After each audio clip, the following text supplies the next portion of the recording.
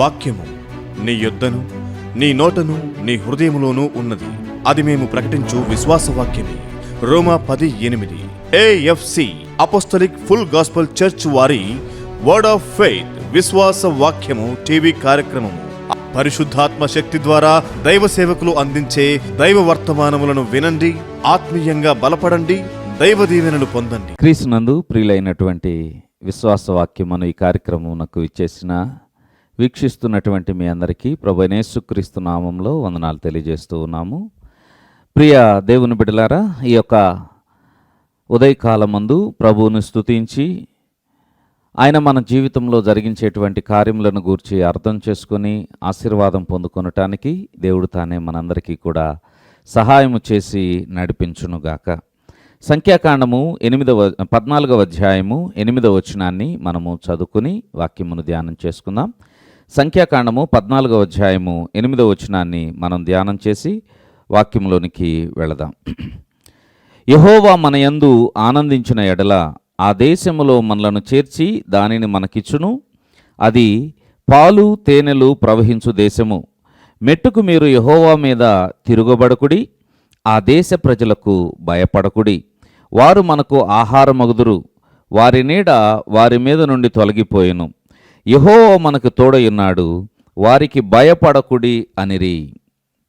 క్రీస్తునందు ప్రియులైన దేవుని బిడ్డలారా, ఈ యొక్క వాక్యాన్ని మనం చూచినప్పుడు అనేక పర్యాయాలు మనము ఈ వాక్యమును చదివి ధ్యానం చేసి ఉండవచ్చు.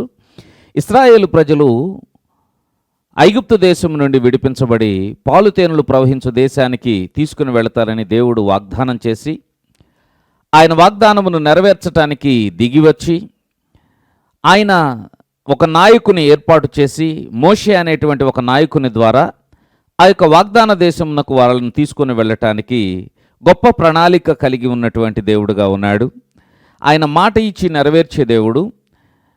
అబ్రహాము దినాలలో దేవుడు అబ్రహాముతో తెలియపరుస్తూ, నీ సంతానము ఐగుప్తు దేశంలో వారు పరవాసులై ఉంటారు, వారిని బహుబలమైన జనముగా నేను తిరిగి మరలా తీసుకుని వచ్చి ఈ దేశమును వారికి ఇస్తానని చెప్పేసని అబ్రహాముతో దేవుడు వాగ్దానం చేసిన వాక్యం కానివ్వండి, ఆ తర్వాత ఇస్సాకు నివసించిన ప్రాంతాన్ని దేవుడు ఇస్తానని తెలియపరిచిన ఇస్సాకు వాగ్దానములు కానివ్వండి, యాకోబుతో దేవుడు చేసిన వాగ్దానములు కానివ్వండి, ఇవన్నీ కూడా ఆ యొక్క వాగ్దాన దేశమును స్వతంత్రించుకొనుట అనేటువంటి ఒక దాని మీద ఆధారపడి ఉన్నాయని మనము చూడగలుగుతూ ఉన్నాం.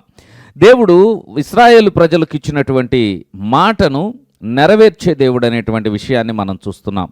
ప్రజలు మర్చిపోయారు, నిరీక్షణ కోల్పోయారు.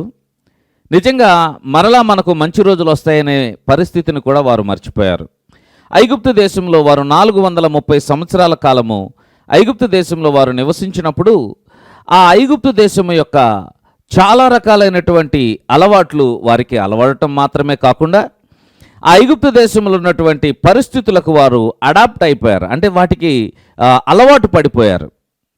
అక్కడున్నటువంటి శ్రమకు, అక్కడున్నటువంటి వేదనకు, అక్కడ ప్రజలు పడేటువంటి బాధలకు, ఆ రాజులు లెక్క ఫరో వారి యొక్క ఉద్యోగస్తులు ఇశ్రాయేలు ప్రజలను పెట్టేటువంటి శ్రమకు, వీటన్నిటికి కూడా వాళ్ళు అలవాటు పడిపోయినట్లుగా చూస్తూ ఉన్నాం. అంతేకాకుండా వారు అలాగున్న అలవాటు పడిన తరువాత వారు ఇక విడుదలను గురించి ఆలోచించటం కూడా లేనట్లుగా మనకు కనబడుతూ ఉంది.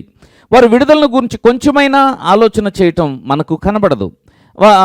ఇంకా మాట్లాడితే మా బ్రతికింతే అని వారు బాధపడుతూ ఉండి దేవునికి మొరపెట్టడం చేస్తున్నారు, కానీ విశ్వాసంతో ప్రార్థించటం కానీ విశ్వాసంతో అడగటం కానీ అనేటువంటిది మనము చూడలేకపోతూ ఉన్నాం. అయితే వారు మొరపెట్టారని దుఃఖపడుతున్నారని మాత్రం బైబిల్ గ్రంథం మనకు తెలియపరుస్తూ ఉంది. అయితే ఇక్కడ మనం చూస్తూ ఉన్నాం కదా, ఇశ్రాయేలు ప్రజలు ఐగుప్తు దేశము నుండి బయలుదేరి వచ్చి అరణ్యములో వారు చేయవలసిన ప్రయాణమును చేసి వాగ్దాన దేశపు సమీపానికి వచ్చి వాగ్దాన దేశంలోనికి కొందరు గూఢచారులుగా పంపబడి వేగుల వారిగా పంపబడి 12 మంది గోత్రమునకు ఒకరు పెద్దల చొప్పున 12 మందిని వారు వాగ్దాన దేశమునకు పంపించి ఉండగా వారు వెళ్ళి అనేక ప్రాంతాలు తిరిగి ఆ ప్రాంతాల్లో ఉన్నటువంటి మంచి ఫలములను, మంచి ద్రాక్ష గెలలను, ఆ తర్వాత అక్కడున్న పంటలను, అక్కడున్నటువంటి ప్రజలు, వారికి ఉన్నటువంటి వసతి, వారి యొక్క దేహము, వారి హైట్, వెయిట్ వీటన్నిటిని కూడా చూసి వాళ్ళకున్న సైనిక సామర్థ్యం, వాళ్ళకున్నటువంటి బలము, ఆయుధ సంపత్తి, వీటన్నిటిని కూడా వాళ్ళు గమనించి చూసి తిరిగి మోషే యొద్దకు, ఆ తర్వాత ఇశ్రాయేలు ప్రజల యొద్దకు తిరిగి వచ్చిన తర్వాత వారిలో 10 మంది ఆ దేశమును గూర్చి చెడ్డ సమాచారం చెప్పారని మనకు ఈ యొక్క 13వ అధ్యాయము ఆఖరి భాగాల్లో మనకు కనబడుతూ ఉంటుంది. 13వ అధ్యాయంలో ఆఖరి భాగంలో మనం చూసినట్లయితే 32వ వచనాన్ని మనం చూడవచ్చు, లేక 30వ వచనం మనం చూడవచ్చు. కాలేబు మోషే ఎదుట జనులను నిమ్మళపరిచి, నిశ్చయముగా వెళ్ళుదుము, దాన్ని స్వాధీనపరచుకుందాము, దాన్ని జయించుటకు మనకు శక్తి చాలును ఆయనను. అయితే అతనితో కూడా పోయిన ఆ మనుష్యులు, ఆ జనులు మనకంటే బలవంతులు, మనం వారి మీదకి పోజాలము అనిరి. మరియు వారు తాము సంచరించి చూచిన దేశమును గూర్చి ఇశ్రాయేలులతో చెడ్డ సమాచారము చెప్పి, మేము సంచరించి చూచిన దేశము తన నివాసులను భక్షించు దేశము, దానిలో మాకు కనబడిన జనులందరూ ఉన్నత దేహులు, అక్కడ నెఫిలీయుల సంబంధులైన అనాకు వంశపు నెఫిలీయులు నన్ను చూచితిమి, మా దృష్టికి మేము మిడతల వలె ఉంటిమి, వారి దృష్టికి అట్లే ఉంటిమి. ఇది వారు చెప్పిన చెడ్డ సమాచారం. మేము వాళ్ళ దృష్టికి మిడతల్లాగా ఉన్నాం, మా దృష్టికి మిడతల్లాగానే ఉన్నాం. అక్కడ ఉన్నటువంటి మనుష్యులు ఉన్నతమైనటువంటి దేహులు, అంటే ఎత్తైనటువంటి, లావైన, బలిష్టమైనటువంటి ప్రజలు, రాక్షసుల లాంటి సంతతి, నెఫిలీయుల వంశము, అనాకు వంశపు వాళ్ళు అక్కడ ఉన్నారని చెప్పేసి ఆ రోజుల్లో ఉండేటువంటి ఈ యొక్క ఎత్తైనటువంటి, బలమైనటువంటి మనుషులను గూర్చి చెప్తూ, వారి దృష్టికి మేము మిడతల్లాగా ఉన్నాం, మమ్మల్ని వాళ్ళేం పట్టించుకోవట్లేదు, మా దృష్టికి మేము కూడా మిడతల్లాగానే కనబడుతున్నాం వాళ్ళని చూసిన తర్వాత అని వీరు చెడ్డ సమాచారం చెప్పి, మనము పోజాలము, దాన్ని స్వాధీనపరుచుకున్న జాలము, మనకు శక్తి చాలదు అని మాట్లాడటాన్ని ఇక్కడ మనము చూస్తూ ఉన్నాం. కానీ వీరు మర్చిపోయింది ఏంటంటే, సమాజం అంతా 14వ అధ్యాయం 1వ వచనం నుండి సమాజం అంతా కూడా ఏడ్చి, ఆ యొక్క వారి యొక్క గుడారముల యొద్ద నిలువబడి ఏడ్చి, మనం ఎందుకు ఐగుప్తులోనే చనిపోలేదు, ఐగుప్తు దేశం నుండి దేవుడు మనల్ని ఎందుకు తీసుకుని వచ్చారని చెప్పేసి వాళ్ళు ఎంతో ఎలుగెత్తి ఏడ్చినప్పుడు దేవుడు ఎంతో బాధపడినట్లు మనం చూడగలుగుతాం. అయితే ఆ సందర్భంలో 2 వ్యక్తులు అక్కడ నిలవబడి మాట్లాడుతూ ఉన్నారు. ఎవరా ఇద్దరు అని అంటే, ఒక అతని పేరు యెహోషువ, మరొక అతని పేరు కాలేబు. ఈ యెహోషువ, కాలేబు అనేటువంటి వారు నమ్మకస్తులైనటువంటి వారు, దైవభక్తి కలిగినటువంటి వారుగా మనకు కనబడుతూ ఉంటుంది. వారి దృష్టిలో దేవుడు చెప్పిన వాగ్దానాలే కనబడుతున్నాయి, కానీ ఎదురుగా ఉన్న మనుషుల యొక్క శక్తి సామర్థ్యాలను వాళ్ళు లెక్కించట్లేదు. అక్కడున్న అనాకు వంశపు వారిని గురించి కానీ, అక్కడున్నటువంటి ఫిలిస్తీన్లను గురించి కానీ, అక్కడున్నటువంటి ఉన్నత దేహులైనటువంటి నెఫిలీయుల సంతానాన్ని గురించి కానీ వారు ఆలోచన చేయట్లేదు. కానీ ఒకే మాట వారు మాట్లాడుతూ ఉన్నారు. వారు తమ బట్టలు చింపుకొని సర్వ సమాజము ఎదుట, వారందరి ఎదుట కూడా నిలువబడి మాట్లాడుతూ ఉన్నారు. ఏమనంటే, యెహోవా మనకిస్తానని దేవుడు వాగ్దానం చేసిన దేశమును గూర్చి ఇశ్రాయేలుల సర్వసమాజముతో మేము సంచరించి చూచిన దేశము మిక్కిలి మంచి దేశము. యెహోవా మన యందు ఆనందించునేడల ఆ దేశములో మనలను చేర్చి దానిని మనకిచ్చును, అది పాలు తేనెలు ప్రవహించు దేశము అని తెలియపరుస్తున్నారు. ఇక్కడ నేను ఒక 3-4 విషయాలను నేను మీకు తెలియపరచడానికి ఇష్టపడుతూ ఉన్నాను. అందులో మొదటిది ఏంటంటే, ఐగుప్తు దేశము నుండి ప్రభువు బయటికి తీసుకొని వచ్చాడు. ఐగుప్తు దేశము దేనికి పోలికగా ఉన్నది, ఐగుప్తు దేశంలో ఏమున్నది, ఐగుప్తు దేశం ఎలాంటిది, అందులో నుండి ఎలాగున బయటికి దేవుడు తీసుకుని వచ్చాడు, ఏ ఉద్దేశంతో దేవుడు తీసుకుని వచ్చాడు.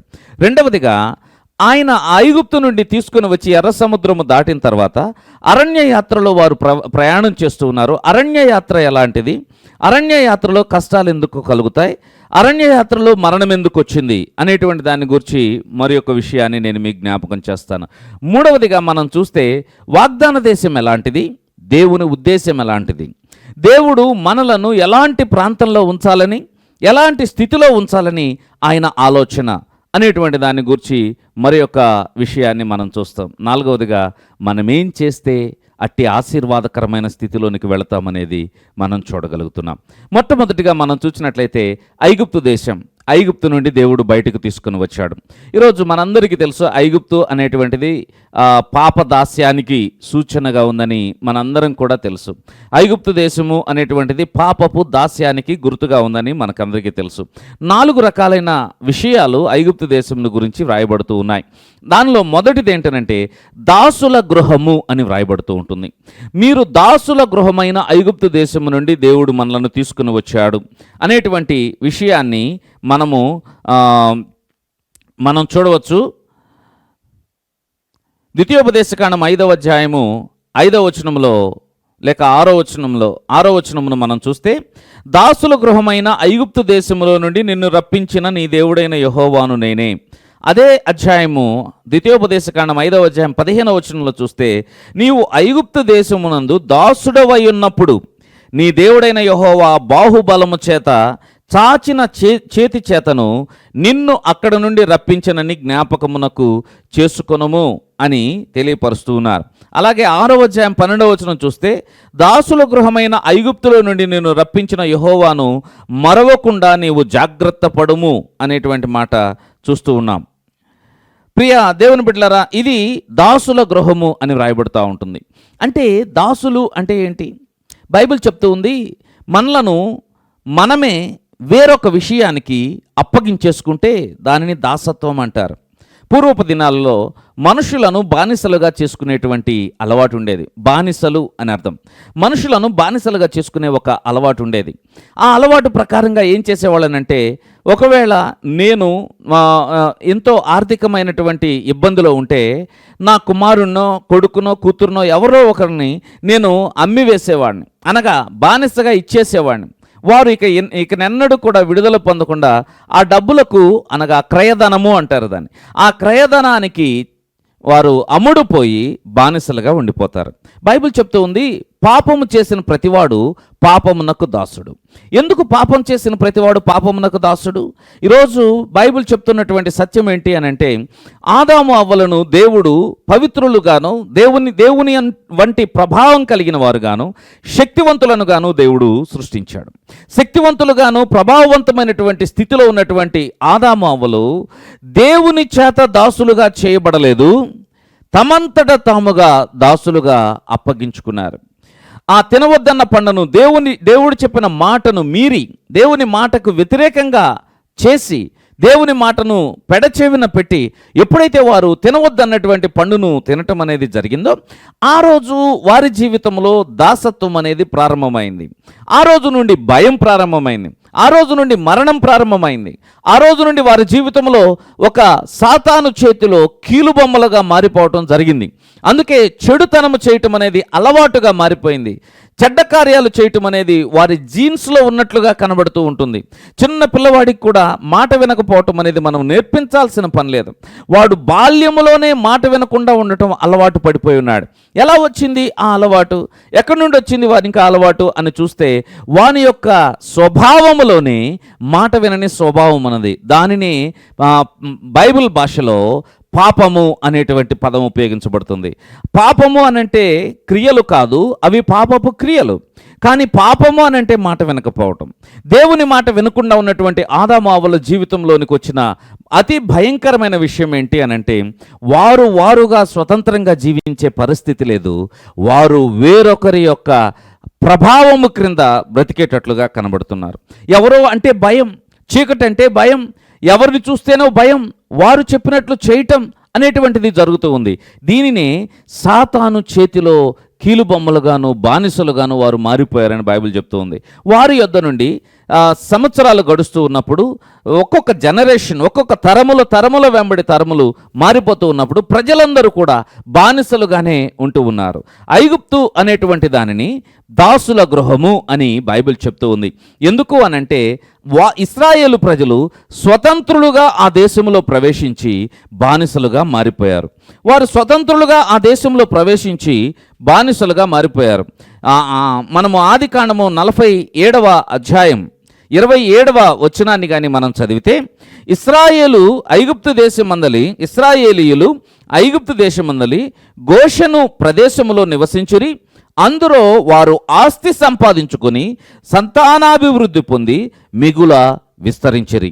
వారు ఐగుప్తు దేశంలో ప్రవేశించిన విధానం మనం చూస్తే, యోసేపు అనేటువంటి ఆయన బానిసగా అమ్మబడిన తర్వాత దేవుడు ఆయనను ఆ బానిసత్వం నుండి విడిపించి రాజు తర్వాత రాజంతటి వాడిగా ఆ యొక్క యోసేపును దేవుడు చేయటాన్ని మనం చూస్తాం. యోసేపు ఎప్పుడైతే ఐగుప్తు దేశం మీద రాజుగా ఉంటాడో, అంతేకాకుండా ఆ దేశంలో వారికి ఒక గౌరవప్రదమైన హోదా కూడా ఉన్నది. అంటే రాజుగారి తర్వాత అధికారిగా ఉన్నటువంటి యోసేపు యొక్క బంధువులు అనేటువంటి ఒక హోదా ఉన్నది. అంత మాత్రమే కాదు, వారు అక్కడికి వెళ్ళినప్పుడు అధికారులుగా, యజమానులుగా ఉండటం మనం చూస్తాం. అంటే ఎలాంటి అధికారులు? రాజుగారే వారి యొక్క కొలువులో వీరందరినీ కూడా పశువుల మందల మీద అధిపతులుగా ఏర్పాటు చేయమని చెప్పని యోసేపుతో అన్న మాటలు మనం చూడగలుగుతాం. అంటే యోసేపు వారిని అధిపతులుగా ఏర్పాటు చేశాడు. వారు విశాలమైన ప్రాంతంగా, ఎందుకనగా 70 మందికి అక్కడ ఉన్నటువంటి ఆ యొక్క గోషెను ప్రాంతం అనేటువంటిది చాలా సువిశాలమైనదిగా ఉంటూ ఉన్నది. అయితే ఇలాంటి పరిస్థితుల మధ్యలో కొంతకాలము గడిచేసరికి పరిస్థితులు మారిపోయాయి. నేను అనుకుంటాను వారు దేవుని మర్చిపోయిన పరిస్థితి ఉండొచ్చేమో. ఒకవేళ దేవునికి దూరస్తులుగా, దేవునిని ఆరాధించడానికి దూరస్తులుగా ఉన్నటువంటి పరిస్థితి ఉందేమో నాకు తెలియదు. మొత్తం మీద వారి పరిస్థితి మారిపోయింది. ఎలా మారిపోయింది? అధిపతులుగా ఉన్నవారు దాసులుగా మారిపోయారు. అంతకుముందు ప్రేమించబడి రాజు చేత ప్రేమించబడిన వారు ఇప్పుడు రాజు చేత ద్వేషించబడుతూ వారిని అణిచివేయాలనేటువంటి ఆలోచన రాజు కలిగి ఉన్నాడు. ఇంతకుముందు విశాలమైన ప్రాంతంలో ఉన్నటువంటి వారు ఈ 400 సంవత్సరాల్లో వారు బహుగా వృద్ధి చెందినందువలన ఈ 70 మందిగా ప్రారంభించబడిన వారి యొక్క లైఫ్ సుమారు 30 లక్షల మంది అయ్యేసరికి ఆ ప్రాంతము వారికి పట్టకుండా ఇరుకైనదిగా అయిపోయిందని చెప్పని కూడా మనము చూడగలుగుతూ ఉన్నాం. ఇలాంటి పరిస్థితుల్లో వారు స్వతంత్రులు, బానిసలుగా మారిపోయారు. ఇప్పుడు ఇటుకలు చేయాలి, ఇప్పుడు పట్టణాలు కట్టాలి, వెట్టి చాకిరీ పనులు చేయాలి, రకరకాల కష్టాలు పెడతారు, కానీ దానికి జీతం ఇవ్వరు. ఇలాంటి ఘోరమైన పరిస్థితి వారికి ఉన్నట్లుగా మనము చూడగలుగుతూ ఉన్నాం. ఇలాంటి పరిస్థితుల మధ్యలో ప్రియ దేవుని బిడ్డలారా, వారు ఎలా ఉన్నారు అంటే ఇలాంటి పరిస్థితుల మధ్యలో బానిసలుగా మారిపోయారు. ఆదామావులు ఎలాగునైతే పాపానికి బానిసలుగా, లేక దేవుని యొక్క చిత్తానికి లోబడకుండా సాతాను చేతిలో కీలుబొమ్మలుగా మారిపోయారో, వారి వలన సమాజం అంతా ఎలా మారిపోయారో ఐగుప్తు దేశము కూడా మరలా అలాంటి దృశ్యాన్నే మన కళ్ళ ముందు పెడుతూ ఉంది. ఇశ్రాయేలు ప్రజలందరూ కూడా అలాంటి ఆ ఐగుప్తు లాంటి బానిసత్వపు పరిస్థితుల్లో జీవించటం ప్రారంభిస్తూ ఉన్నారు. ఇప్పుడు వారు మొరపెడుతున్నారు, అంగలారుస్తున్నారు, దేవుని వైపు చూచి మాకేదైనా విడుదల కలిగేటందుకు సహాయము చేయండి అని ప్రార్థన చేస్తున్నారు, మొరలిడుతూ ఉన్నారు. అలాంటి పరిస్థితుల మధ్యలో వాళ్ళు ఉన్నారు.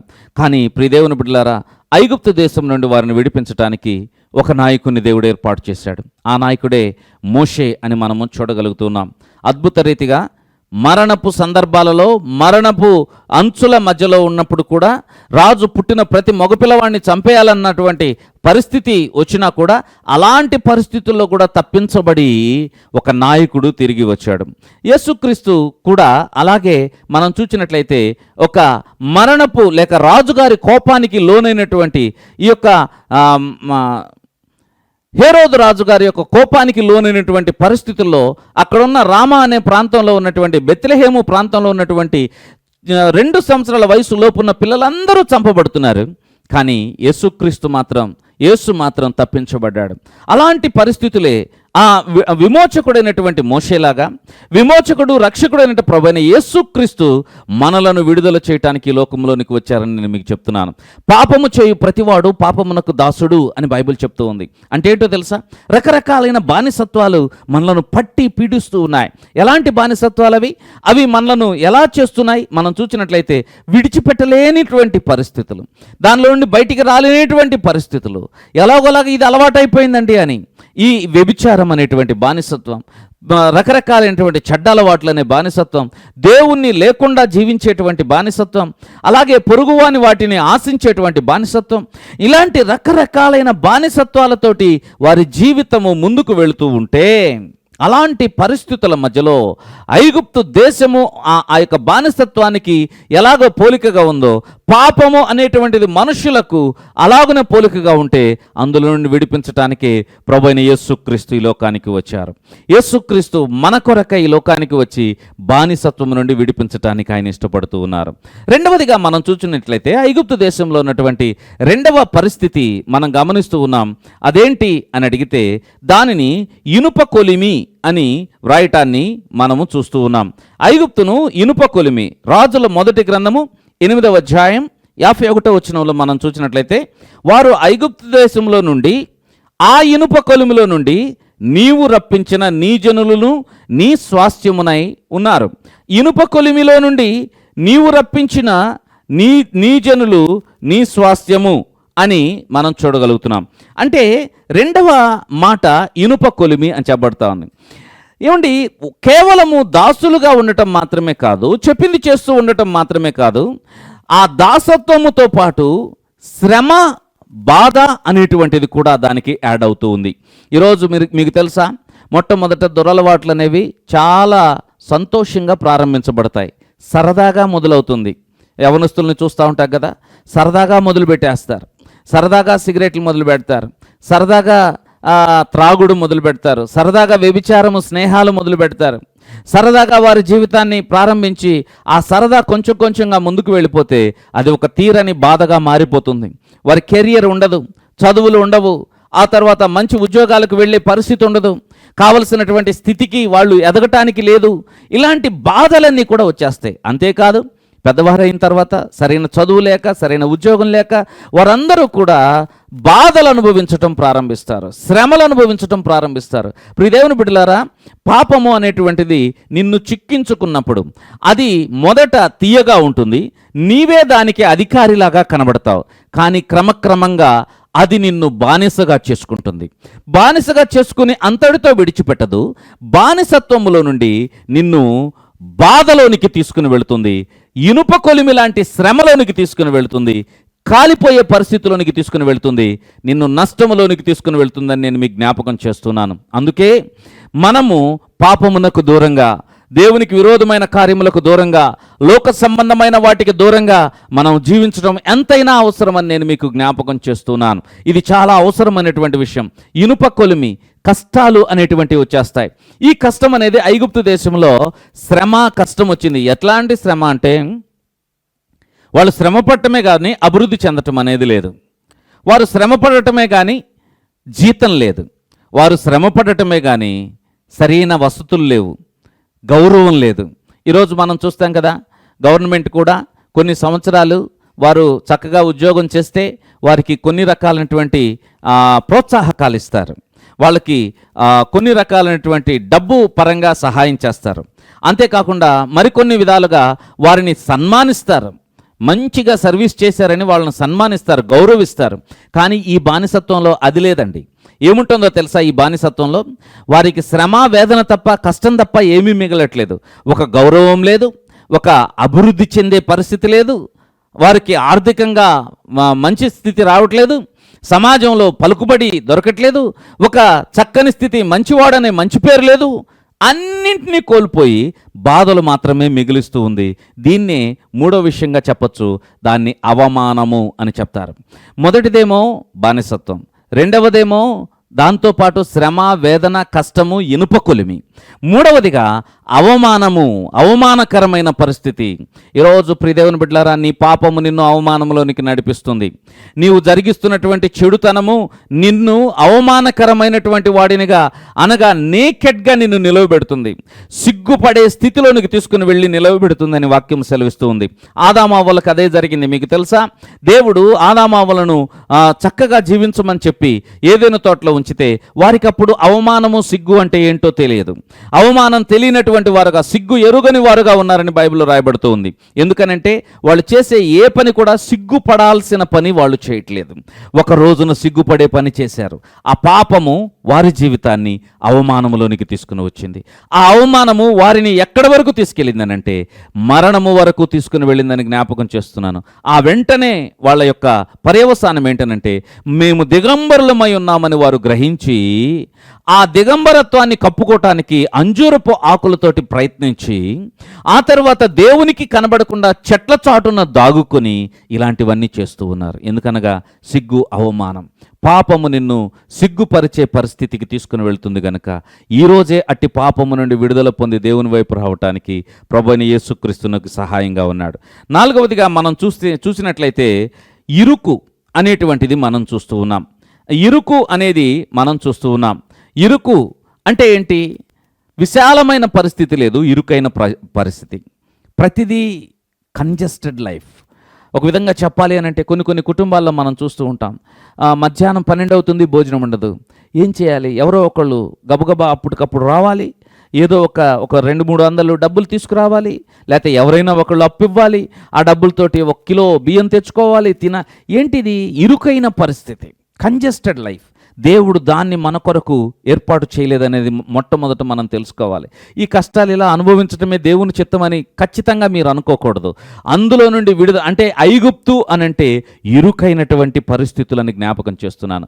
ఇరుకైన పరిస్థితుల్లో ఇశ్రాయేలు ప్రజలుంటే వారికి దేవుని వాగ్దానం ఏంటనంటే ఈ ఇరుకైన ఐగుప్తుల నుండి విశాలమైన మంచి దేశానికి తీసుకుని వెళతానని దేవుడు వాగ్దానం చేస్తూ ఉన్నాడు. 5వ విషయాన్ని నేను మీకు జ్ఞాపకం చేసి ముగిస్తాను. ద్వితీయోపదేశకాండం 7వ అధ్యాయం 15వ వచనంలో, యెహోవా నీ యొద్ద నుండి సర్వరోగములను తొలగించి నీవెరిగి ఉన్న ఐగుప్తులోని కఠినమైన క్షయవ్యాధులన్నిటినీ నీకు దూరపరిచి నిన్ను ద్వేషించు వారి మీదకి వాటిని పంపించును. ద్వితీయోపదేశకాండం 7వ అధ్యాయం 15వ వచనం. అంతేకాదు మనము నిర్గమకాండము 15వ అధ్యాయంలో చూసినట్లయితే అక్కడ నిన్ను స్వస్థపరచు యెహోవాను నేనే అని యెహోవా రాఫాగా ఆయన జ్ఞాపకం చేస్తూ ఉంటాడు. ఐగుప్తు దేశంలో రోగములు, ఐగుప్తు దేశంలో క్షయవ్యాధులు, అవన్నీ కూడా క్షీణింపచేసేటువంటి పరిస్థితులు కదా. ఒక పాపము, ఒక బానిసత్వము, సాతాను చేతి క్రిందికి వెళ్ళటం అనేది ఇన్ని రకాల కాన్సిక్వెన్సెస్, ఇన్ని రకాలైన పరిణామాలను మనకు కలుగు చేస్తుందని నేను మీకు జ్ఞాపకం చేస్తున్నాను. కనుక ఇలాంటి పరిణామాల్లో అనగా రోగము, బలహీనత దేవుని యొక్క చిత్తము కాదు. గుర్తుంచుకోండి, ఒకవేళ రోగంతో ఉంటే ఉండండి, కానీ దాన్ని దేవుని చిత్తమని మాత్రం నమ్మకండి. ఎందుకనగా రోగముతో ఉండి అలాగున బలహీనులుగా ఉండటం దేవుని చిత్తం కాదు, అది ఐగుప్తులో ఉన్న రోగములు, క్షయవ్యాధులు, క్షీణింపచేసేటువంటి వాటి నుండి దేవుడు విడిపిస్తాడు. అందుకే యేసు రక్తము ప్రతి పాపము నుండి మనలను పవిత్రం చేస్తుంది. యేసునామము మనకు ధైర్యాన్ని, విడుదలను కలుగు చేస్తూ ఉంది. యేసుక్రీస్తు శిలువలో చేసిన విమోచన మనలను ఐగుప్తు లాంటి పాప బానిసత్వము నుండి విడుదల చేస్తుంది. యేసుక్రీస్తు మన కొరకు కార్చిన రక్తము, మనము ఆయన పొందిన గాయములు మనకు స్వస్థతను కలుగ చేస్తాయని బైబిల్ చెప్పింది. కనుక ఐగుప్తు అనగా పాపపు స్థితి, దాని నుండి విడుదల పొందటానికి దాని వలన ఎన్నో రకాలైనటువంటి పతన స్థితులు మనకు వస్తూ ఉంటాయి. కష్టాలు, శ్రమలు, ఇరుకైన పరిస్థితులు, ఆ తర్వాత రోగభరితమైన పరిస్థితులు, ఆనందం లేని పరిస్థితులు, ఇలాంటివన్నీ వస్తూ ఉంటాయి. వాటి నుండి విడిపించడానికి ప్రభువైన యేసుక్రీస్తు మన కొరకు వచ్చారు. యేసుక్రీస్తునందు విశ్వాసం ఉంచితే ఆయనలో ఉన్నటువంటి విమోచన నిన్ను ఐగుప్తు వంటి బ్రతుకుల నుండి బయటికి తీసుకుని వస్తుంది. ఇరుకు నుండి విశాలమునకు తీసుకుని వస్తూ ఉంది. కఠినమైన పరిస్థితుల నుండి సులభమైన పరిస్థితులకు తీసుకుని వస్తూ ఉంటుంది. ఈ యొక్క ముళ్ళలాంటి లేక కొలిమిలాంటి పరిస్థితుల నుండి ఆనందభరితమైనటువంటి జీవితంలోకి తీసుకుని వస్తుంది. అంతేకాదు, నీ జీవితంలో గొప్ప ఆశీర్వాదాన్ని కలుగు చేస్తుంది. మంచి దేశమునకు నేను తీసుకుని వస్తుంది. యేసుక్రీస్తునందు విశ్వాసం ఉంచుతావా? ఆయన యందు భయభక్తులు కలిగి ఉంటే నీ జీవితంలో గొప్ప ఆశీర్వాదం. అలాంటి కృప దేవుడు మనందరికీ అనుగ్రహించి నడిపించునుగాక. చిన్న ప్రార్థన చేద్దాం. కృపాసత్య సంపూర్ణమైన దేవా, జీవాధిపతివైన తండ్రి, మీకు స్తోత్రం. నీ కృపను బట్టి వందనాలు చెల్లిస్తున్నాను తండ్రి. నీ సన్నిధికి చేరువచ్చిన బిడ్డలు ఐగుప్తు యొక్క పరిస్థితుల వంటి వాటి మధ్యలో నీ బిడ్డలు ఉన్నట్లయితే వాటి నుండి మీరు పరిపూర్ణంగా వారిని విడుదల చేయండి. యేసు నామములో వారు విడుదల పొందుదురుగాక. ఐగుప్తులో నుండి ఇశ్రాయేలు ప్రజలను ఎలాగున తీసుకుని వచ్చారో అలాగే మమ్ములను కూడా నాయన ఈ వాక్యం వినుచున్న వారిని పాప బానిసత్వం నుండి బయటికి తీసుకుని వచ్చి ఆశీర్వదించుమని యేసు నామములో అడుగుచున్నాము తండ్రి. ఆమెన్. సమస్తము చేయును, కుడి చేత నన్ను ఆదుకొను నా దేవుడే యెహోవా ఈరే. యెహోవా ఈరే, యెహోవా ఈరే. మేళ్లు పొందితే మీ మేళ్లను మాతో పంచుకోండి. మా సెల్ నంబర్ 994916